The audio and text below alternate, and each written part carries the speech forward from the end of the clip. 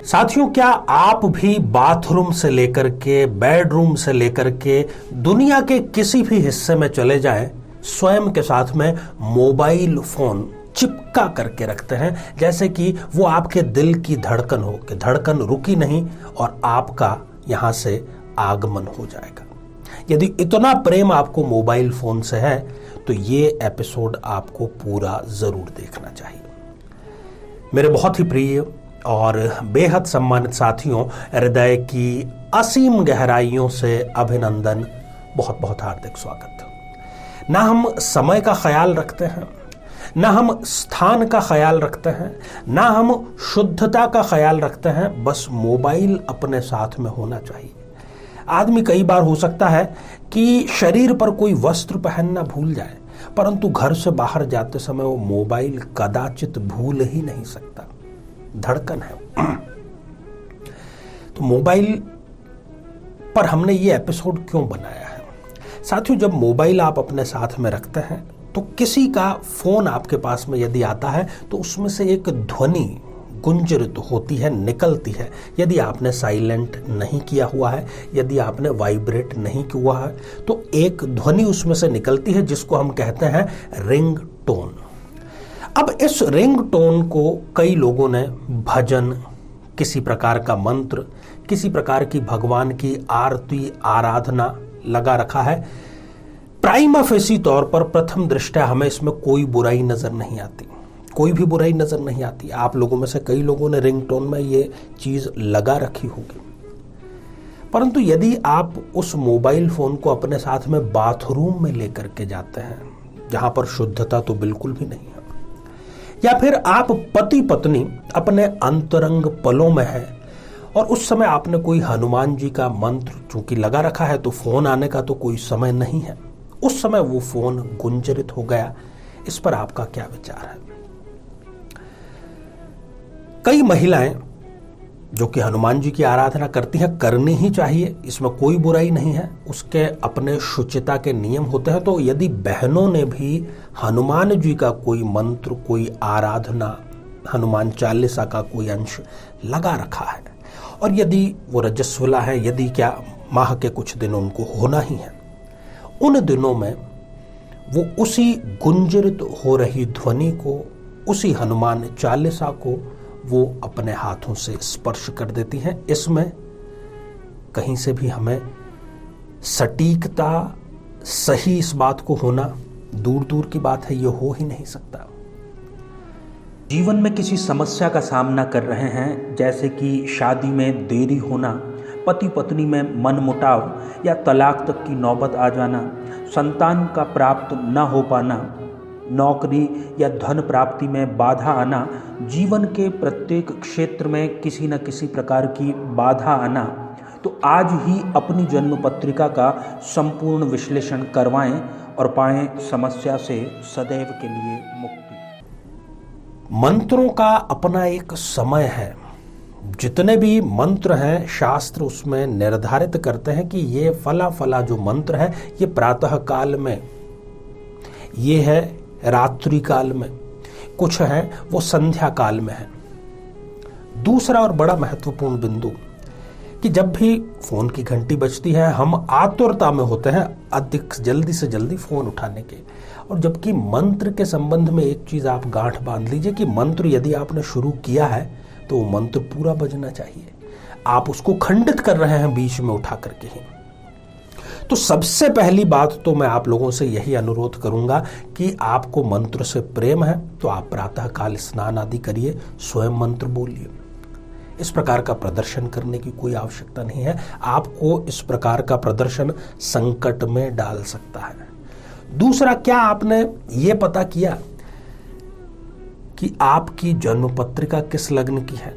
कहीं आपने कोई मारक ग्रह का रिंगटोन तो नहीं लगा रखा, अन्यथा वो आपके लिए ज्यादा घातक सिद्ध हो सकता है। कहने का अर्थ यह है कि यदि हम अपने मोबाइल फोन यंत्र में किसी प्रकार की आरती लगाते हैं, मंत्र लगाते हैं, तो उससे संबंधित शुचिता, शुद्धता का हम पालन कर पा रहे हैं। यदि कर पा रहे हैं तो लगाने में किसी प्रकार की कोई आपत्ति नहीं है, परंतु यदि आप नहीं कर पा रहे हैं तो फिर आपको वो मोबाइल फोन में कोई नॉर्मल दूसरी रिंगटोन लगा दीजिए।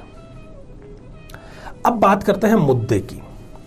यदि आप चाहते ही हैं कि मैं तो भाई लगाऊंगा ही, धार्मिक रिंगटोन में लगाऊंगा, तो आपको रिंगटोन का चयन अपनी जन्म कुंडली के अनुरूप करना चाहिए, ताकि वो आपको पॉजिटिव वाइब्रेशन से भर दे, वो आपको सफलता की दूसरी, तीसरी, चौथी नहीं, सैकड़ों सीढ़ियां अपने साथ में चढ़ाती चली जाए। तो आइए जानते हैं, एक जन्म पत्रिका का, खाली जन्म पत्रिका का हम सहारा लेते हैं और विभिन्न लग्नों में आपको किस देव देवता या किस मंत्र का आपको प्रयोग करना चाहिए रिंगटोन में, उसकी थोड़ी सी जानकारी लेते हैं।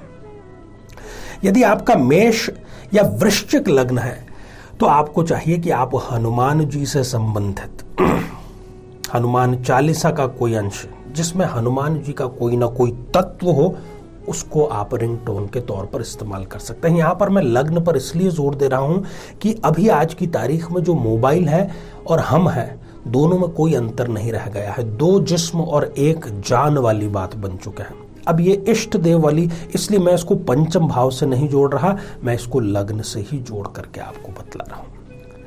यदि आपकी वृषभ या तुला, इन दोनों में से किसी एक लग्न की है, तो आपको माता लक्ष्मी संबंधी किसी आरती या मंत्र का प्रयोग करना चाहिए। यदि आपकी मिथुन या कन्या लग्न की जन्म पत्रिका है तो गणपति महाराज से संबंधित आपको रिंगटोन लगानी चाहिए। यदि कर्क लग्न है आपका तो महादेव शिव से संबंधित आरती मंत्र आपको प्रयोग में लेकर के आना चाहिए। यदि सिंह लग्न है आपका तो फिर सूर्यदेव या फिर विष्णु भगवान, इनसे संबंधित कोई रिंगटोन आप लगा सकते हैं।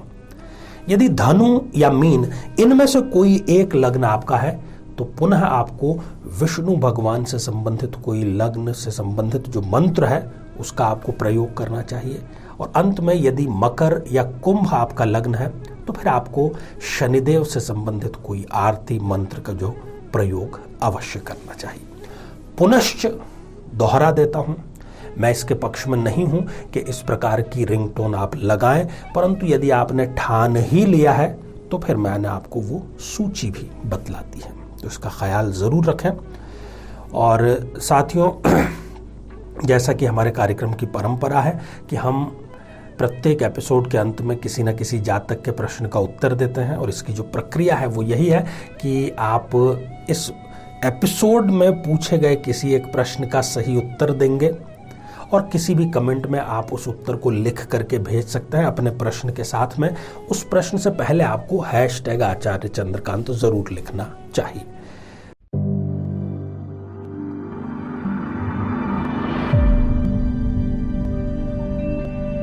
तो आज का जो कमेंट है वो है कौशल्या जी का, जो कि उन्होंने बालाघाट मध्य प्रदेश से लिखा है, और आपने पूछा है अपने दाम्पत्य जीवन के बारे में। देखिए कौशल्या जी, आप प्रबल रूप से एक मंगली जातिका है।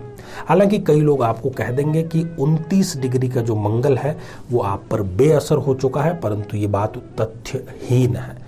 लग्न में बैठा हुआ है, इसलिए वो असर करेगा ही करेगा। तो सबसे पहले आपको कुंडली मिलान करके ही विवाह संपन्न करना चाहिए। और यदि आप विवाह के बाद में या किसी कारणवश कुंडली नहीं मिला पाते हैं तो आपको चाहिए कि आप मंगलवार का व्रत जरूर करें और लाल रंग के जो वस्त्र हैं उसका किसी कन्या को दान लगातार 3 मंगलवार तक करें।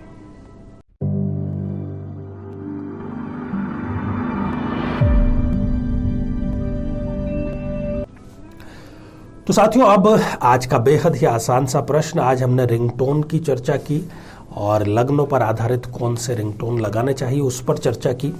तो हनुमान मंत्र का प्रयोग कौन से लग्न के जातक कर सकते हैं? साथियों, आज बस इतना ही। आप सभी स्वस्थ, समृद्ध और शांतिपूर्वक जीवन व्यतीत करें। नमस्कार।